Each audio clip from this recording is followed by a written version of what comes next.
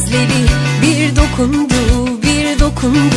O sıcak halleri yaralı gönlüme bir avuntu, bir avuntu. Ne yersiz kaprisi, ne dilde iğnesi, yok gizlisi, yok şüphesi. Sanki cennetten indi bitirdi hasreti. Ah canım aldanma, başına gelenleri unutma.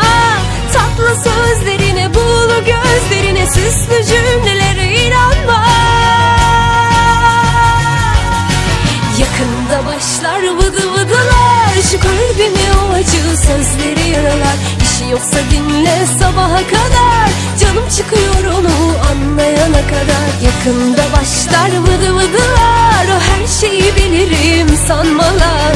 İşi yoksa anlat sabaha kadar, canım çıkıyor onu anlayana kadar.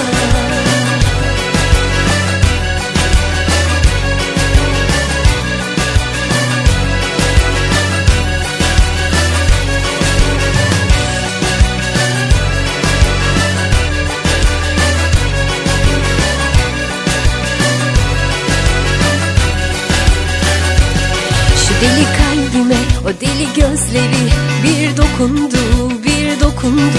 O sıcak halleri yaralı gönlüme bir avuntu, bir avuntu. Değersiz kaprisi, ne dilde iğnesi, yok gizlisi, yok şüphesi. Sanki cennetten indi bitirdi hasreti.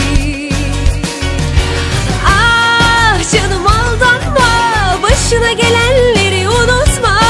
Tatlı sözlerine, buğulu gözlerine, süslü cümlelere inanma.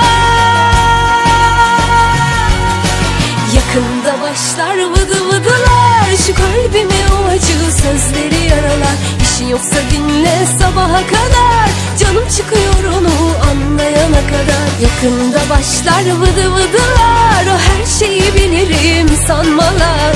İşi yoksa anlat sabaha kadar, canım çıkıyor onu anlayana kadar.